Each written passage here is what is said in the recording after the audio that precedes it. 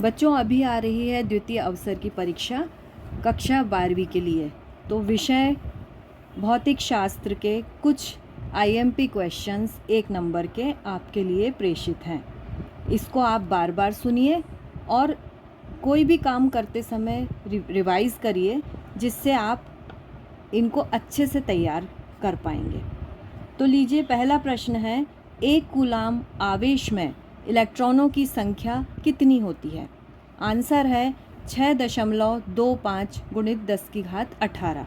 जी हाँ, 1 कूलाम आवेश में इलेक्ट्रॉनों की संख्या 6.25 गुणित 10 की घात 18।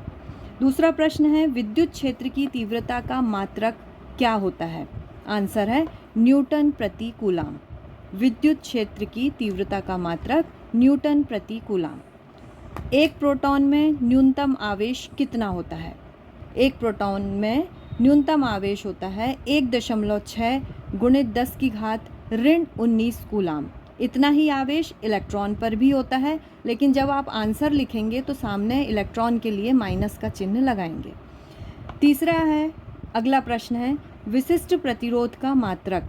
विशिष्ट प्रतिरोध का मात्रक ओम इनवर्स या प्रति ओम होता है। प्रतिरोध का मात्रक आपको पता है ओम होता है, लेकिन यहाँ पूछा है विशिष्ट प्रतिरोध, तो विशिष्ट प्रतिरोध का मात्रक ओम इनवर्स या प्रति ओम होता है। धारा घनत्व का मात्रक एम्पियर प्रति मीटर स्क्वायर। जी हाँ, धारा घनत्व का मात्रक होता है एम्पियर प्रति मीटर स्क्वायर। इसके साथ ही आप ये भी जानिए कि धारा घनत्व कैसी राशि है? सदिश राशि। धारा घनत्व सदिश राशि है। धारा के चुंबकीय प्रभाव को सबसे पहले देखा था किस वैज्ञानिक ने? जी हाँ बच्चों, ओरेस्टेड ने। धारा का चुंबकीय प्रभाव सबसे पहले देखा था ओरेस्टेड ने। ओजोन मंडल अवशोषित करता है किस विकिरण को? तो आंसर है ओजोन मंडल अवशोषित करता है परावैगनी विकिरण को। जब प्रतिबिंब अनंत पर बने तो दूरदर्शी की नलिका की लंबाई कितनी होगी?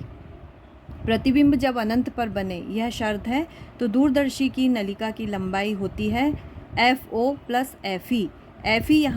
FO है यहाँ पर ऑब्जेक्टिव लेंस यानी अभिदृश्यक की फोकस दूरी, प्लस FE यानी आई पीस या नेत्रिका की फोकस दूरी, दोनों के योग के बराबर। अगला प्रश्न, दिष्ट धारा की आवृत्ति कितनी होती है? दिष्ट धारा की आवृत्ति 0। दिष्ट धारा यानी डायरेक्ट करंट, इसकी आवृत्ति 0 होती है। अगला प्रश्न, विद्युत चुंबकीय तरंगें कैसी तरंगें होती हैं? जी हाँ, इलेक्ट्रोमैग्नेटिक वेव अनुप्रस्थ तरंग होती है। याद रखिए, इलेक्ट्रोमैग्नेटिक वेव या विद्युत चुंबकीय तरंगें अनुप्रस्थ तरंगें होती हैं। बच्चों अगला प्रश्न है, एक स्वस्थ नेत्र की विभेदन क्षमता कितनी होती है? तो इसका आंसर होगा 1/60 डिग्री, यानी 1/60 डिग्री। ये क्या है? एक स्वस्थ नेत्र की विभेदन क्षमता। इसी तरह से प्रश्न आता है, स्पष्ट दृष्टि की न्यूनतम दूरी कितनी होती है? तो वह है 25 सेंटीमीटर। इसे भी हमें याद रखना है। 1 इलेक्ट्रॉन वोल्ट बराबर कितना? 1 इलेक्ट्रॉन वोल्ट 1.6 गुणित 10 की घात ऋण 9, और इलेक्ट्रॉन वोल्ट काहे की इकाई है? ऊर्जा की। ये भी याद रखना है, इलेक्ट्रॉन वोल्ट काहे का मात्रक है? ऊर्जा का। हाइड्रोजन परमाणु की आयनन ऊर्जा, यह प्रश्न अभी बोर्ड परीक्षा में आया था 2025 में। हाइड्रोजन परमाणु की आयनन ऊर्जा 13.6 इलेक्ट्रॉन वोल्ट होती है। हमने यहाँ पर 1 नंबर के जो प्रश्न है वो बहुविकल्पी प्रश्न लिए हैं बच्चों, लेकिन इसमें आपको केवल और केवल सही आंसर हम आपको बता रहे हैं। इससे आपके लिए ये फ़ायदा होगा कि जब आप पेपर देखेंगे तो आपको सही आंसर एकदम से क्लिक होगा। चारों ऑप्शन पढ़ने की बजाय हमें सही आंसर पर फोकस करना चाहिए। तो अगला प्रश्न हमने लिया ओमी प्रतिरोध। ओमी प्रतिरोध के लिए सही आंसर है तांबे का तार। ये 4 विकल्प में से लिया है आंसर तांबे का तार। इसी तरीके से किलोवाट घंटा मात्रक है किस चीज़ का? किलोवाट घंटा मात्रक है विद्युत ऊर्जा का। एक आदर्श वोल्ट मीटर का प्रतिरोध कितना होता है? आदर्श वोल्ट मीटर का प्रतिरोध अनंत होता है। अंडर रूट LC या वर्गमूल LC का मात्रक सेकंड। कोहरे में संकेत के रूप में उपयोग की जाने वाली तरंगें।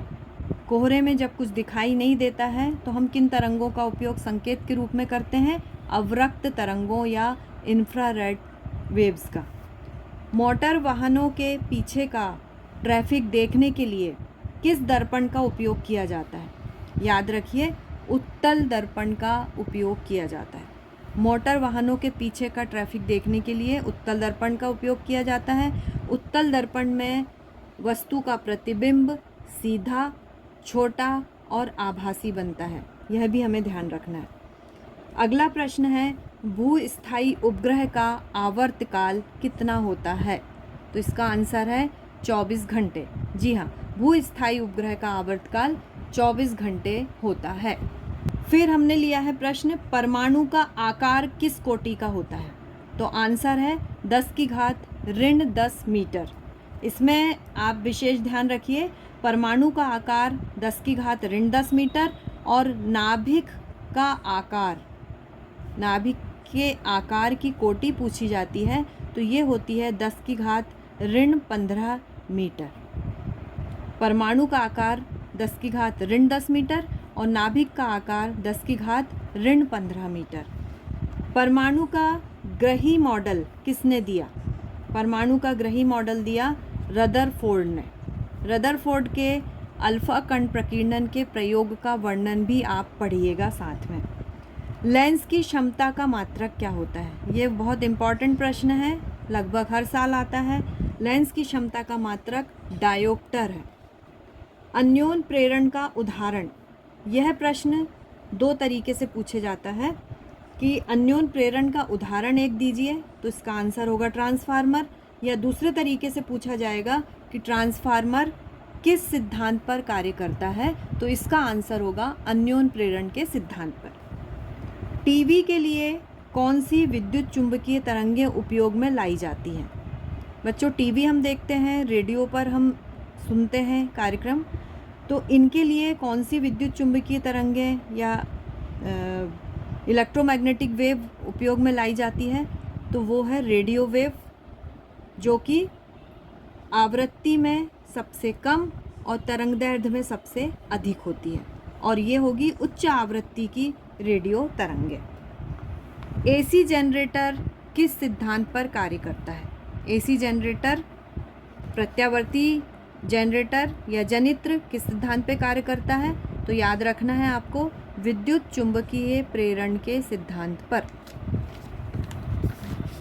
कौन सा सूक्ष्मदर्शी रीडिंग लेंस कहलाता है? कौन सा सूक्ष्मदर्शी रीडिंग लेंस? आपने देखा होगा कि छोटे अक्षरों को बड़ा करके पढ़ने के लिए हाथ में एक यंत्र रखा जाता है, उस लेंस को उत्तल लेंस कहते हैं और उसे ही हम सरल सूक्ष्मदर्शी भी कहते हैं। तो कौन सा सूक्ष्मदर्शी रीडिंग लेंस कहलाता है? आंसर है सरल सूक्ष्मदर्शी। और यदि सूक्ष्मदर्शी की जगह लेंस आया तो आपको उत्तल लेंस लिखना है। धारामापी को वोल्ट मीटर में कैसे परिवर्तित करते हैं? एक छोटी सी युक्ति बताना है, धारामापी को वोल्ट मीटर में कैसे परिवर्तित करते हैं? तो आंसर है धारामापी के श्रेणी क्रम में उच्च प्रतिरोध जोड़कर या फिर शंट को लगाकर। श्रेणी क्रम में हम क्या लगाएंगे? शंट, या श्रेणी क्रम में हम उच्च प्रतिरोध को जोड़ेंगे। अगला प्रश्न है, बिंदु आवेश Q के कारण R दूरी पर विद्युत क्षेत्र की तीव्रता यदि E है, तो सही आपको कॉम्बिनेशन या सूत्र बनाना है, तो E समानुपाती 1/r², इसका आंसर होगा। विद्युत क्षेत्र की तीव्रता और बिंदु आवेश के कारण जो दूरी हम r ले रहे हैं उसके बीच में संबंध E समानुपाती 1/r²। अगला प्रश्न, एक तार का विशिष्ट प्रतिरोध निर्भर करता है किस चीज़ पर? विशिष्ट प्रतिरोध बोला है, प्रतिरोध नहीं कहा है। तो विशिष्ट प्रतिरोध निर्भर करेगा पदार्थ पर, उस चालक तार के या तार के पदार्थ